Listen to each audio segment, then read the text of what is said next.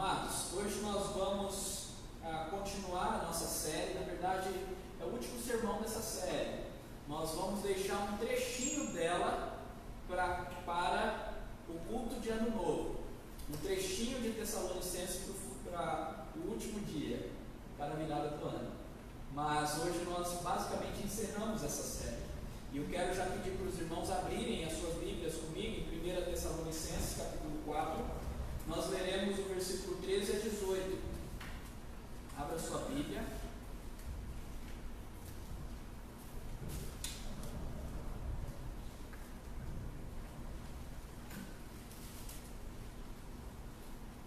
Primeira Tessalonicenses, capítulo 4. Nós leremos o versículo 13 a 18 e depois leremos o 5, do 1 a 11. Eu quero, antes de tudo, falar aos irmãos, como eu sempre tenho falado. Eu tentarei hoje ser bem breve e eu gostaria que você ficasse até o final.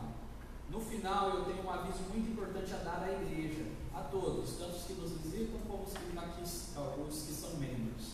Então fique até o final, aguarde o momento dos avisos, tá bom? Não saia antes, porque realmente eu tenho um aviso muito importante. Amém?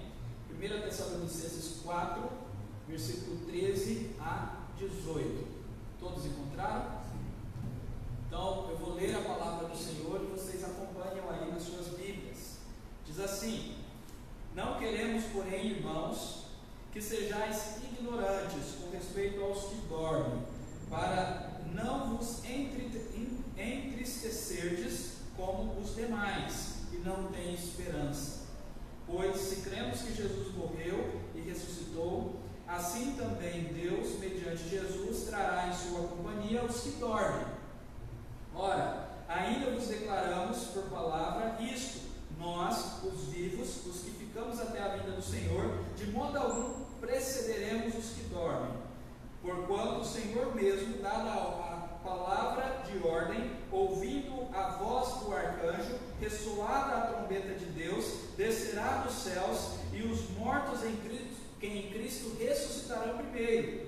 Depois nós, os vivos, os que ficarmos, seremos arrebatados juntamente com Ele, entre nuvens, para o encontro do Senhor nos ares, e assim estaremos para sempre com o Senhor. Consolai-vos, pois, uns aos outros com estas palavras. Amém. Por enquanto até aí, depois nós vamos ler mais desse texto e vemos algumas aplicações práticas. A primeira coisa que eu quero chamar a atenção dos irmãos nesse texto: o texto, ele é um texto, como o nosso título sugere, como o tema dessa noite sugere, é um texto que fala sobre esperança e consolo na vinda do Senhor Jesus Cristo. Esse texto, o tema principal é esperança. E isso eu quero que fique bem claro aos irmãos. Esperança. E logo no início, o texto diz: não queremos, porém, irmãos. Paulo está escrevendo essa carta junto com Timóteo, com Silas, e ele está dizendo: olha, irmãos de Tessalônica, olha, irmãos da Igreja Presbiteriana Nova Aliança do Negrão de Lima, nós não queremos que vocês sejam ignorantes, não tenham conhecimento quanto aos que dormem. Aqui é um eufemismo que Paulo usa, aqueles que já morreram, quanto àqueles que estão mortos, para que não venham se entristecer. Então Paulo está preocupado que esses irmãos não tenham a tristeza como aqueles que não têm esperança. Nós precisamos entender por que Paulo está dizendo isso daqui. Por que ele está dizendo: olha, não tenham a tristeza daqueles que não têm esperança com respeito àqueles que estão mortos.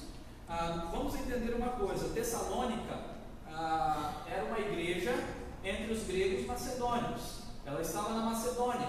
A cultura era grega. E os gregos daquela época, os gregos filósofos, muito influenciados pela filosofia, eles não tinham esperança após a morte. Para muitos, naquela época, a morte era o fim. Para outros, a morte era passar para um reino governado por um Deus terrível, um Deus chamado Hades. Então eles não tinham esperança após a morte. Eles viviam de maneira desesperada. E os macedônios estavam inseridos a isso. Então, como também esses gregos, eles não criam na ressurreição. Eles não criam que haveria ressurreição, mesmo porque para eles o corpo é mau. A filosofia grega, algo que parece que na nossa atualidade muitas pessoas retornam isso, dizem que a alma é boa e o corpo é ruim. O cristianismo e o judaísmo nunca disse isso. Ao contrário, Cristo tem corpo e o corpo de Cristo é bom. Deus nos criou muito bom, com corpo e alma. Mas para eles o corpo é a parte mal, a prisão da alma. Então eles não tinham esperança de uma ressurreição. Imagina a igreja nesse terreno. Imagina a igreja no meio de gente que não tinha esperança após a morte. É um povo que não cria que iria ressuscitar. Um povo que a morte era o fim ou a morte era terrível. Um povo igual à nossa sociedade. A nossa sociedade hoje vive desesperadamente, como se a morte fosse o fim. Essa é a nossa sociedade hoje, meus irmãos. As pessoas se desesperam. É desesperador a filosofia de vida que as pessoas vivem, que a existência é a única coisa e depois que morreu acabou. Não tem esperança. Vivem para consumir, vivem para satisfazer prazeres, vivem para si mesmos, sem esperança de um futuro. E a vida, que é uma vida totalmente estranha, a vida é difícil ser vivida. A vida tem conflitos, tem tribulações, tem perseguições, tem escassez, tem sofrimento, tem doença. Essas pessoas não têm esperança após a morte. A vida vem, bate, tira saúde, tira recursos. O que essas pessoas ficam? Desesperadas, depressivas, sem esperança. Se suicidam por causa disso. E como na nossa época tem crescido o número de suicídios. Para vocês terem ideia, uma sociedade que não é cristã, o Japão, é uma das sociedades que mais há suicídio. E aí a gente olha para o Japão e diz, mas por que eles não sofrem nem metade do que o brasileiro sofre? A gente sofre por governo corrupto, a gente sofre por falta de dinheiro, a gente sofre porque não tem, tem que pagar muito imposto, não tem saúde, não tem estrada, não tem nada. Eles têm tudo isso, por que se suicidam? Porque não tem esperança. A ênfase da música é só para dar uma ênfase na minha fala, viu? Porque não tem esperança. Não tem. A vida é tudo que tem. E aí a gente tem que retornar às escrituras sagradas, né? Olha o que Paulo diz nesse texto. Paulo ele fala profundamente. Porquanto para mim o viver é Cristo e o morrer é lucro. Será que você teria coragem de falar, morrer para mim é lucro? O cristão deveria. É isso que o apóstolo está exortando. Olha, a gente não pode viver tristemente como aqueles que não têm esperança. A gente tem esperança, então a morte não é o fim. O morrer é lucro. Nós vamos para o céu. Parece difícil falar isso hoje, né? Mas isso é verdade, meus irmãos. Nós somos cristãos. Paulo continua dizendo, ele tem o desejo de partir e estar com Cristo, que é incomparavelmente melhor. Meus irmãos, você pode ser riquíssimo nessa terra, mas nada se compara com a glória em Cristo Jesus. Jesus mesmo disse-lhe Jesus, eu sou a ressurreição e a vida, quem crê em mim, ainda que morra, viverá. Você crê nisso, meu irmão? Ainda que morra, você vai viver. Então por que nós tememos tanta morte? Por que o desespero da vida nos derruba tanto? Por que vivemos como as pessoas que não têm esperança? Outro texto fantástico, esse texto, Paulo começa dizendo, se Cristo não ressuscitou, é vã a nossa fé, é vã a nossa pregação. E mais para frente ele diz, se a nossa esperança em Cristo se limita apenas a esta vida, se nós como cristãos temos esperança em Cristo apenas para esta vida, para prosperidade nessa vida, para ter um amigo consolador apenas para esta vida, se só esta vida é a vida, não existe mais nada, se a esperança esperança em Cristo se limita apenas nesta vida, Paulo diz: somos os mais infelizes de todos os homens, porque não acaba nessa vida. Então ele continua: mas de fato Cristo ressuscitou dentre os mortos, sendo as primícias, o primeiro dentre tantos outros que irão ressuscitar também. Aleluia! Nós somos cristãos, nós cremos no céu.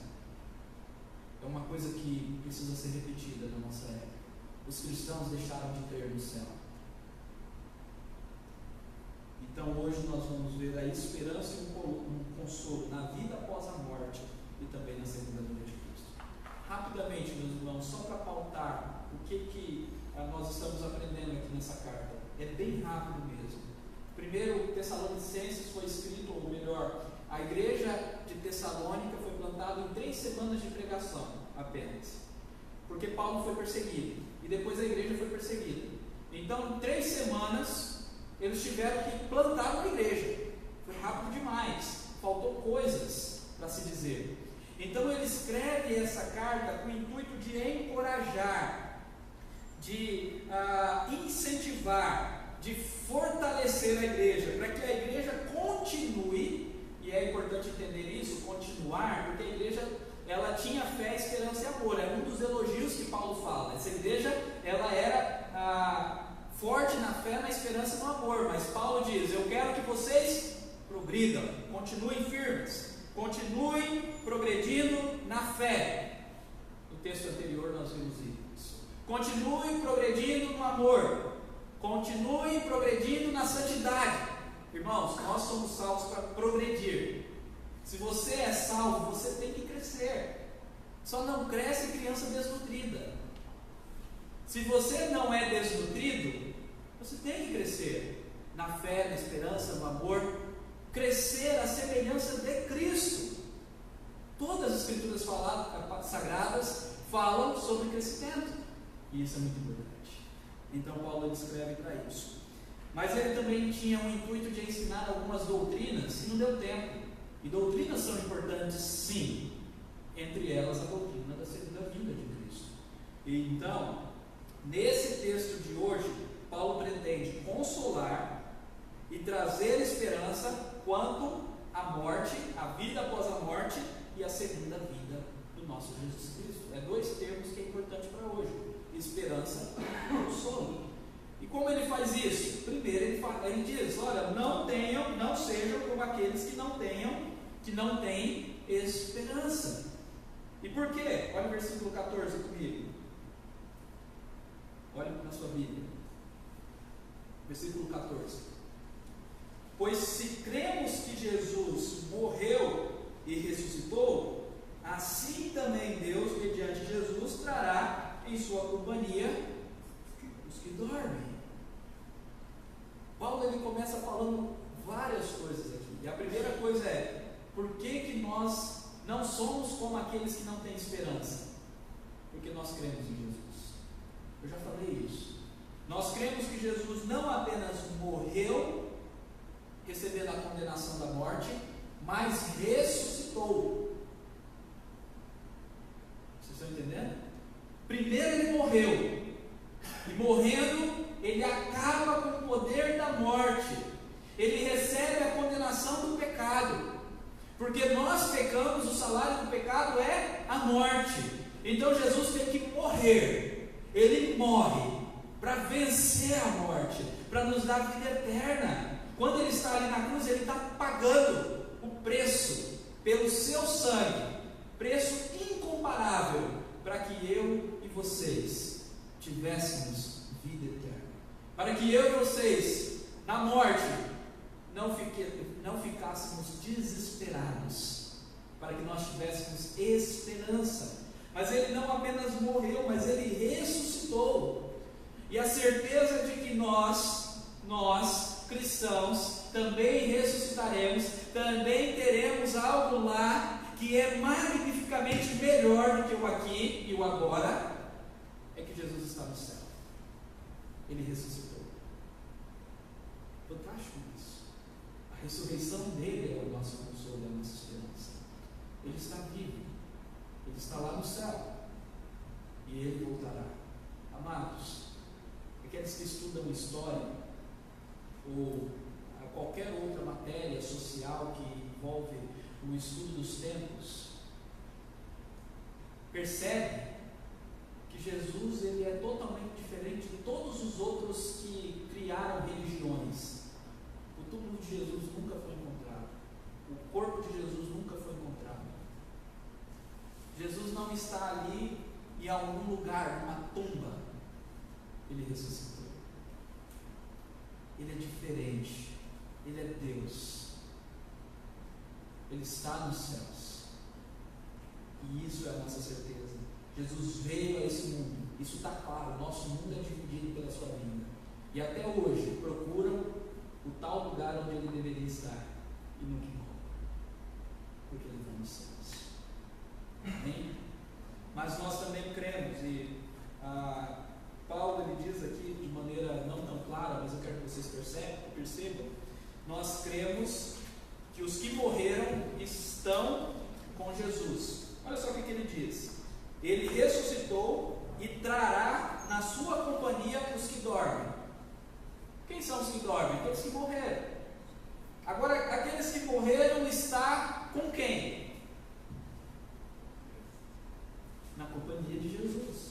Se Jesus vai trazê-los quando Jesus vier, eles estão aonde? Estão enterrados num túmulo? O corpo talvez sim. Mas a alma está com Cristo e vai voltar com Ele. Nós não cremos numa doutrina que é espalhada aí por algumas pessoas sobre o sono da alma. As pessoas morrem e ficam dormindo até a vida de Jesus. Não. Nós cremos que uma vez que fechamos os olhos nesse mundo, abrimos os olhos lá no céu. Estaremos imediatamente com Cristo. Foi isso que Ele prometeu ao ladrão da cruz. Quando o ladrão falou para Jesus: lembra-te de mim no teu paraíso, e Jesus disse: hoje mesmo estarás comigo no meu reino, no paraíso. Então os que dormem estão com Cristo, e Cristo os trará na sua segunda vinda. Eles virão juntos. Eles estão lá na eternidade já desfrutando das delícias. Eu quero que vocês notem que o que Paulo está falando aqui é mostrando como aqueles que já morreram estão em vantagem com relação àqueles que ainda estão vivos. Paulo está dizendo: olha, os que dormem, os que já morreram, já estão com Cristo. E mais à frente ele diz: olha, quando Cristo vir, os que dormem, os que já morreram, esses ressuscitarão e os seus corpos serão transformados primeiro. E depois nós iremos ser transformados e arrebatados. Então sempre eles estão em privilégio. O que Paulo está fazendo aqui, meus irmãos? Ele está trazendo consolo. As pessoas estavam preocupadas. Diz: mas Paulo, Jesus vai vir, vai pegar a gente viva, e aqueles que já morreram? Se o povo aqui está falando que não tem ressurreição, se o povo aqui está falando que o corpo é mau, como que Jesus vai fazer? E Paulo está mostrando: olha, meus irmãos, aqueles que já dormiram, aqueles que já estão com Cristo, eles estão em melhor estado. Primeiro, porque estão com Cristo. E segundo, porque na vinda do Senhor Jesus Cristo, eles serão os primeiros. Isso é privilégio ou não é? Isso é consolador. Paulo está dizendo: aqueles que já dormiram, aqueles que já morreram, eles não acabaram com a vida, eles não estão num lugar ruim, eles estão já na eternidade com Cristo. E sempre eles terão privilégios, porque eles morreram com Cristo, em relação aos que estão vivos. Vocês estão entendendo, meus irmãos? Morte não é algo ruim para o cristão. É isso que Paulo está dizendo. Morte não é algo ruim. E então Jesus voltará mais uma vez. No versículo 16 ele diz: porquanto o Senhor mesmo, dada a sua palavra de ordem, ouvida a voz do arcanjo e ressoada a trombeta de Deus, descerá dos céus, e os mortos em Cristo ressuscitarão primeiro. E depois os vivos, os que ficarmos, Paulo tem convicção de que ele vai ficar até o tempo, que ele tinha essa convicção, essa certeza de que Jesus voltaria, então ele esperava ele voltar no tempo dele. Então nós, os vivos, seremos arrebatados juntamente com eles entre as nuvens para o encontro do Senhor nos ares, e assim estaremos para sempre com o nosso Senhor. A segunda pergunta, ou a segunda questão que eu quero responder é: como que vai ser essa vinda de Cristo? Nós já vimos que nós temos esperança, porque nós cremos na morte e na ressurreição, nós cremos que aqueles que morrem estão com Cristo, nós cremos que Jesus voltará mais uma vez, e tudo isso é motivo de esperança e não de desespero. Mas a pergunta que surge é: como que será essa segunda vinda? Eu não vou explorar os pormenores dela hoje. Eu darei uma palestra aos jovens, e todos estão convidados, mesmo aqueles que já não se sentem tão jovens. Todos são jovens em Cristo Jesus, então todos estão convidados no dia 15 de dezembro, sábado à noite. Lá eu vou explicar com maior detalhes. Mas, em primeiro lugar, os irmãos devem entender que existe um conflito entre duas doutrinações, uma que se chama pré-milenismo e outra que se chama amilenismo. Nós somos amilenistas, e vocês vão entender isso melhor. Nós não somos pré-milenistas. A primeira, o pré-milenismo, resume a vida do Senhor como vocês veem aí nesse gráfico. Jesus morreu e ressuscitou. Agora nós estamos vivendo uma era da igreja. Aí de repente vai ter um arrebatamento secreto. Ninguém vai saber. Vai saber porque o povo vai subir, mas é um arrebatamento sumiço. As pessoas vão embora do nada. Isso é retratado em filmes. Até existem carros assim, com escrito: cuidado, se por acaso o carro ficar desgovernado, é porque fui arrebatado. Não sei se vocês viram isso. Então isso é algo que é comum hoje às igrejas evangélicas, mas não é o que a igreja reformada crê.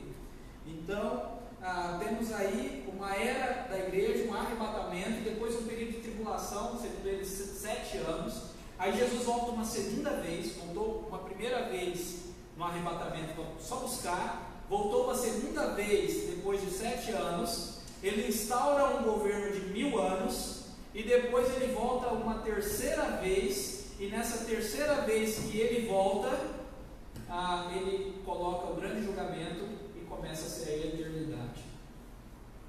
Esse tipo de teoria sobre a volta de Cristo, ela é retratada por filmes, por livros, como esse daí, Deixados para Trás. Talvez muitos daqui já assistiram esse filme, ou como esse daí que está na Netflix, o Apocalipse, com o Nicolas Cage. Está errado. Não é isso que nós cremos. Na verdade, queridos irmãos, o que nós cremos não dá para fazer um filme, porque é rápido demais. O que nós cremos não dá uma longa-metragem, dá uma curta-metragem de 3 minutos, talvez. Nós cremos que Jesus morreu e ressuscitou, e que ele voltará. E acabou. Nós não cremos em 3 vindas do Senhor, que ele virá uma vez para arrebatar, que ele virá outra vez para instaurar um governo de 1000 anos, e que ele virá uma última vez para um juízo final. Não cremos nisso. Nós cremos numa única vinda do Senhor Jesus Cristo. E isso nós, claro, vou estudar melhor no sábado, dia 15 de dezembro. Nós temos amplas passagens que nos mostram essa realidade. Nós cremos que já vivemos os últimos dias e Jesus vai voltar a qualquer momento, e de uma vez por todas, e que o arrebatamento não é um sumiço de pessoas, mas é um levar de pessoas aos ares para descer junto com Jesus na sua segunda vinda. E isso vai ficar claro nesse texto quando a gente olhar. Então, claro, o amilenismo crê que antes da vinda de Jesus existem algumas coisas. Primeiro, que nós já estamos vivendo os últimos dias, e esses últimos dias são cheios de guerras, falsos profetas, e o amor está se esfriando. Isso desde que Paulo era apóstolo vivo ainda, lá no primeiro século, já acontecia. Naquela época já tinha guerras. Depois daquela época houve guerras. Naquela época já havia falsos profetas. A Bíblia fala sobre vários. Paulo menciona nomes de falsos profetas. Naquela época já existia homens que o amor se esfriava, como também hoje. Desde foi aos céus na sua primeira vinda, nós já estamos vivendo os últimos tempos. E isso vai se encerrar na sua segunda vinda. Mas à medida que os últimos dias dos últimos dias, ficou claro? Os últimos dias dos últimos dias, que começaram lá já com Paulo, então os últimos dias dos últimos dias que agora é conosco, o trem vai ficar pior. E aí vai ter perseguição com os cristãos, né? Ela aumentará, está lá em Mateus 24, 15 a 28, estamos baseando em Mateus, o próprio Jesus faz esse sermão. Haverá uma apostasia mundial, Paulo fala isso em 2 Tessalonicenses, quando a gente expor 2 Tessalonicenses, vocês vão ver. A apostasia é a descrença generalizada, o povo vai largar a fé, abandonar a fé, rejeitar a fé, isso é apostasia, é o abandono da fé, ok? Então vai haver isso antes que Jesus venha, mas Jesus só vai vir uma vez. Antes que Jesus venha, mundialmente haverá um abandono da fé. Isso já está acontecendo na Europa. Na Europa nós temos 500 milhões de pessoas que outrora eram cristãos, hoje são pós-cristãos. Lá, religião cristã é uma seita, é minoria. Então isso é apostasia. Haverá apostasia, como também se levantará um poderoso anticristo. É importante essa ideia do poderoso anticristo, porque na verdade, no decorrer desses 2000 anos que nós já vivemos, e talvez aí dos 20 anos a mais que vamos viver até Jesus voltar, vocês creem que volta na nossa geração? Dos próximos anos aí até ele voltar, surgirão muitos anticristos. Quem são os anticristos? Todos aqueles que pregam contra Cristo. Temos milhares de anticristos, falsos profetas, pessoas pregando prosperidade, pessoas pregando compra da salvação, venda da salvação por recursos financeiros. Temos milhares de pessoas enganando outras, pessoas rejeitando o Evangelho, não só no meio evangélico apenas, mas também na filosofia. Hoje o mundo é regido por um filósofo ateu chamado Nietzsche, que diz que Deus morreu e daí tá bom. As pessoas aceitam isso e para eles Deus morreu e eles têm que viver como se Deus não existisse. Isso é o anticristo. Mas no último tempo haverá um grande, isso está lá em Tessalonicenses também, em que vai ter domínio sobre todos. O que Apocalipse chama de besta. Besta é porque é um monstro, não é porque é besta. A palavra ambígua no português é difícil, né? Então ele vai se levantar. Mas um detalhe importantíssimo: antes que Jesus venha, o Evangelho será pregado em todas as nações. Lá em Mateus 24:14 diz exatamente isso: o Evangelho do Reino será pregado em todas as nações, então virá o fim. Para o fim vir, o Evangelho tem que ser pregado em todas as nações. Existem mais de 3.000 nações que o Evangelho ainda não foi pregado. Falta muito ainda para nós. Não que você não tenha que esperar. Nós vamos ver que vai ser repetido. Então, como será a segunda vinda? Depois ou após de tudo isso acontecer, tribulação, apostasia, anticristo, o Evangelho chegar a todo mundo, o texto nos ensina o seguinte: Jesus descerá dos céus ao som da trombeta. Olha aí comigo. Portanto, o Senhor Jesus, dado a sua ordem, é Ele que decide, é Ele que dá a ordem. Ouvido a voz do arcanjo, o arcanjo vai falar, e ressoar a trombeta de Deus, vai ser no som de trombetas. Então ele descerá, vai trazer consigo aqueles que já estão com Ele, e os mortos em Cristo ressuscitarão primeiro. Isso está lá em Mateus. Jesus mesmo disse isso. Paulo só está atestando aquilo que Jesus mesmo disse. Olha só, Mateus 24:31. E ele enviará os seus anjos com grande clangor de trombeta. Jesus está vindo sobre as nuvens. Os anjos vêm tocando trombeta. Isso é lindo, já pensou? Um casamento em que a trombeta toca e o noivo vai entrando, ou a noiva vai entrando. Assim que será a segunda vinda do Senhor Jesus Cristo. Então, Jesus virá. O texto diz: os quais reunirão os seus escolhidos dos ventos e da extremidade dos céus. Mateus então diz que os anjos virão junto com Jesus e vai reunir os seus escolhidos. O que é isso? O texto de Tessalonicenses nos diz: os que foram mortos em Cristo ressuscitarão, e os que estiverem vivos em Cristo serão arrebatados para as nuvens. Imagine a cena, meus irmãos. Por isso que é 5 minutos só. Trombeta tocou, Jesus descendo, os anjos reunindo, as pessoas, aqueles que tiveram sido mortos, ressuscitando e indo para os céus, para descer junto com Jesus. E nós que estivermos vivos na hora. É importante essa questão do estar vivo. Paulo ele esperava Jesus na sua época, isso que se espera de nós, igreja do Senhor. Nós que estivermos vivos na hora, sendo levados também aos céus, para encontrar com Cristo nos ares. O texto não está dizendo que vai acontecer um sumiço de pessoas, está dizendo que nós iremos nos encontrar com Cristo nos ares, para descer junto com Ele. E aqueles que foram mortos ressuscitarão. De modo nenhum arrebatamento vai ser antes da ressurreição. Estão entendendo? Então nós encontraremos com Jesus nos ares. E aí o texto finaliza. Na verdade o texto não finaliza com todos os detalhes. E eu trouxe aí uma citação de Mateus, onde fala sobre o grande julgamento. Uma vez que encontramos com Jesus nos ares e descemos então para essa terra, será instaurado o grande julgamento. E esse julgamento é bem simples. Aqueles que subiram com Cristo, estiveram nos ares e desceram com Cristo, não passarão por julgamento. Jesus já pagou o preço. Aqueles que não aconteceu isso, eles serão julgados por cada pecado, por cada atitude.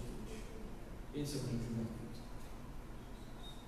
E então, aqueles que em Cristo estiverem, eles viverão eternamente. O texto finaliza dizendo: para sempre estaremos com o Senhor.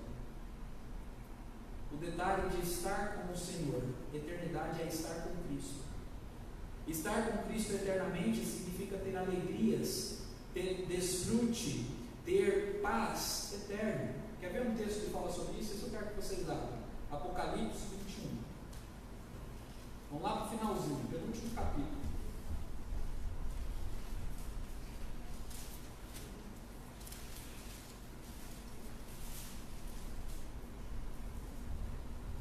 Encontraram?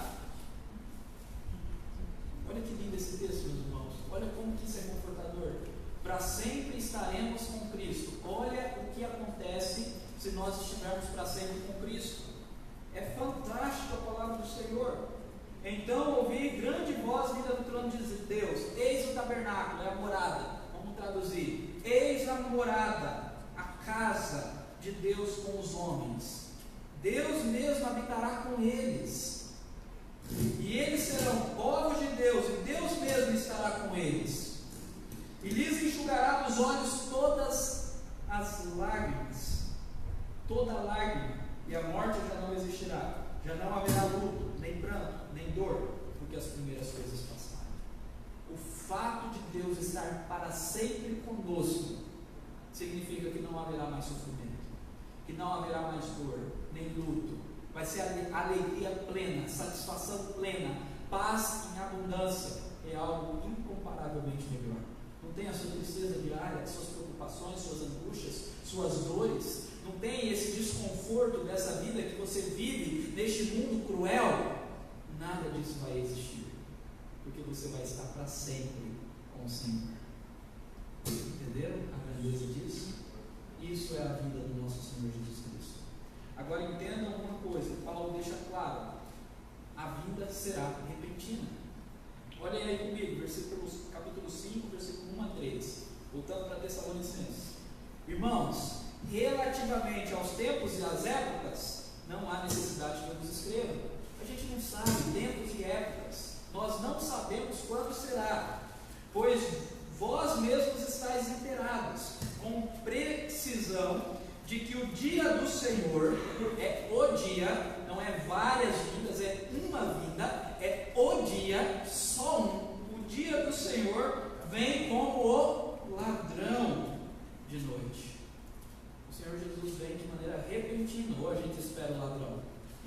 irmãos? Quando ele menos espera, ele vem.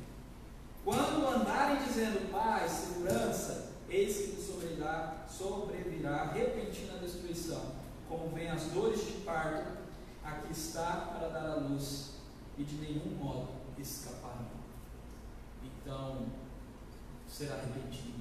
Nós não sabemos o dia. Como as dores de parto, Paulo diz, de uma mulher grávida que está prestes a dar à luz. Não sabe o dia, pode vir a qualquer momento. E assim também é a vinda do nosso Senhor Jesus Cristo. Para encerrar, queridos irmãos, eu queria falar aos irmãos como devo esperar a segunda vinda. Eu quero usar o restante do texto bem rapidamente para os irmãos verem como que nós devemos esperar a segunda vinda. A primeira coisa é com vigilância e sobriedade. Olha o que Paulo diz, versículo 4 ao versículo 8.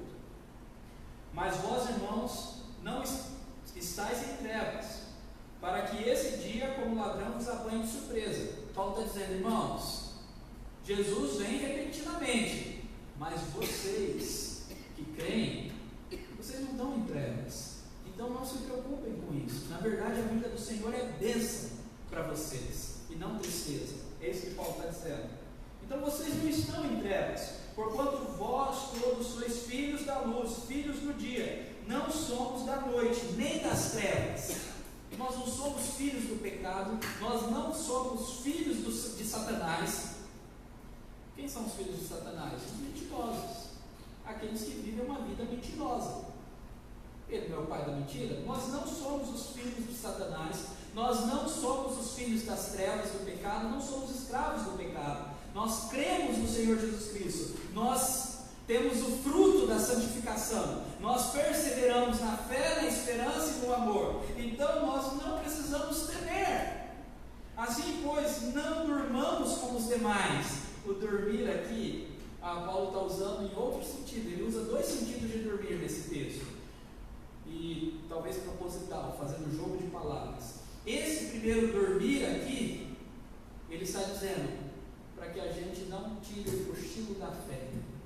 O que é o cochilo da fé? O cochilo da fé é aquilo que Jesus falou sobre as virgens, lá em Mateus 24, 25. Ele fala essa parábola, de que as virgens esperavam o noivo, mas algumas não estavam preparadas, não levaram óleo suficiente para suas velas, e então tiveram que correr atrás de óleo, de azeite, para suas velas, e quando elas saíram da vigia, o noivo veio. Você não vai querer ser aquele que saiu do vigiar e perdeu a vinda do noivo. Então fique na vigia, não durma. Não volte para o pecado, não volte para o mundo, não volte para a carnicidade. Fique na graça, fique no Evangelho. É isso que Paulo está dizendo. E então, quando ele diz, ora, os que dormem, dormem de noite, e os que se embriagam de noite, que se embriagam. Nós, porém, que somos do dia, sejamos sóbrios. Vigilância e sobriedade é o primeiro ponto. Você tem que ser sóbrio. Eu tenho que ser sóbrio. Constante. Não viver uma vida devassa, idólatra. Não amar mais o mundo do que Deus. Não desejar mais as coisas do mundo do que a segunda vinda do Senhor, como o Eide falou. Às vezes é muito fácil desejar as coisas do mundo e não desejar a vinda do Senhor. Aí por isso que a gente tem que passar por tribulação, para que ela nos mostre que este mundo não é o verdadeiro mundo. Aqui não é o lugar onde a gente vai ter alegria plena. Então seja sóbrio e vigilante. Mas também o texto continua no versículo 8, para nós termos fé, amor e esperança. É o tema de toda essa série. Paulo diz, revestindo-nos, a ideia de vestir uma roupa, uma armadura, revistam-se da couraça da justiça e do amor, e tomam um capacete da esperança da salvação. Paulo está dizendo, nós precisamos esperar a segunda vida, fortalecendo a nossa fé, fortalecendo o nosso amor, fortalecendo a nossa esperança. Foi as aplicações de toda essa série, fé, esperança e amor. Mas Paulo continua dizendo que também precisamos esperar a segunda vida em união com Cristo. Ele fala no versículo 9 e 10, olhem aí comigo, é lindíssimo esse texto. Porque Deus não nos destinou para a ira, mas para alcançar salvação, mediante nosso Senhor Jesus Cristo. Deus não nos destinou para a ira, meus irmãos. Glória a Deus! Amém?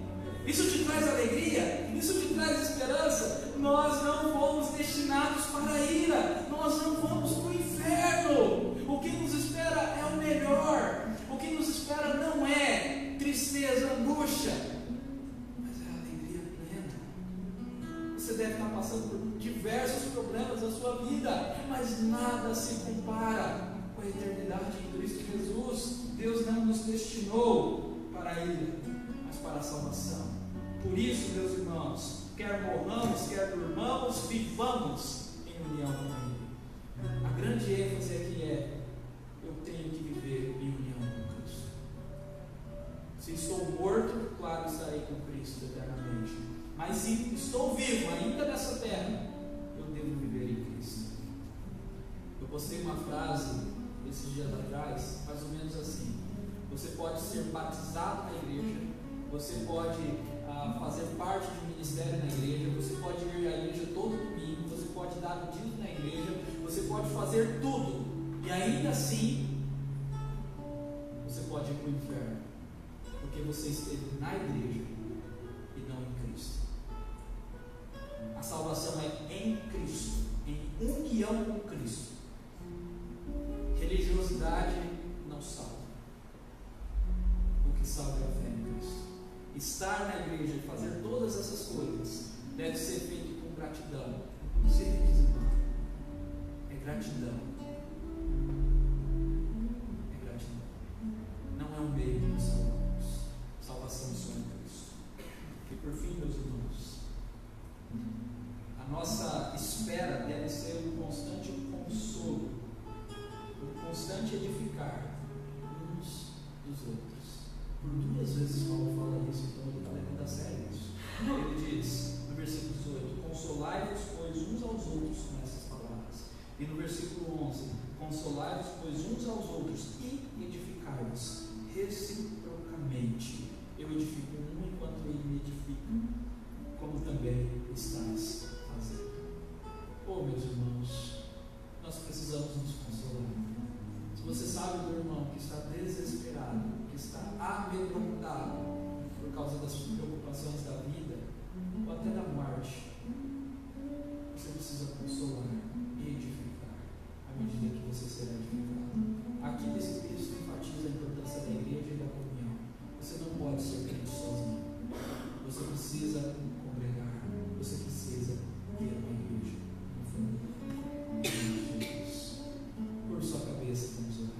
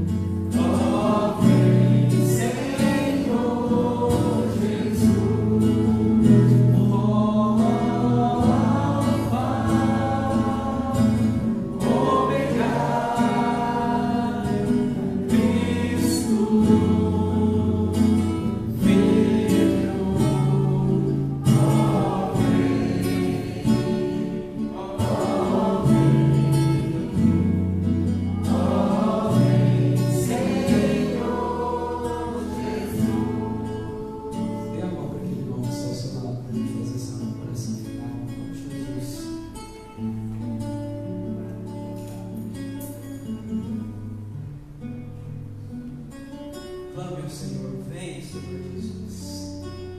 Que isso seja motivo de esperança no seu coração, de consolo, em nome de Jesus. Ó Deus, esse mundo é terrível, ó Pai. A gente sofre tanto. É angústia, é perseguição, é escassez, é estresse, ó Pai, uma luta constante, ó Deus.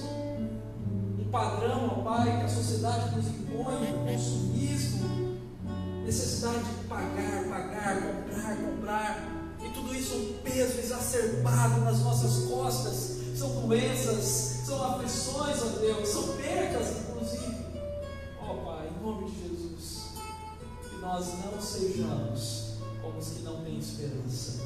Que nós de fato, ó Pai, venhamos ter alegria, paz, confiança em Cristo Jesus, certeza de que dias melhores virão, certeza da vida eterna, certeza, ó Pai, que nós somos salvos da ira, e que a eternidade com Cristo será esse lugar tão belo, tão maravilhoso, sem dor, sem sofrimento, sem angústia. Em nome de Jesus, edifica a tua igreja, Pai, salva o teu povo, conforte e console o desesperado, ó Pai, em nome de Jesus. E que nessa noite nós saiamos daqui cheios de esperança, de alegria, de consolo, em nome de Jesus. E agora, irmãos, que a graça, a paz e o consolo do nosso Senhor Jesus Cristo, a esperança da sua segunda vinda, o amor do nosso eterno Pai e as consolações do Espírito sejam sobre vós, povo do Senhor, hoje e para todo sempre.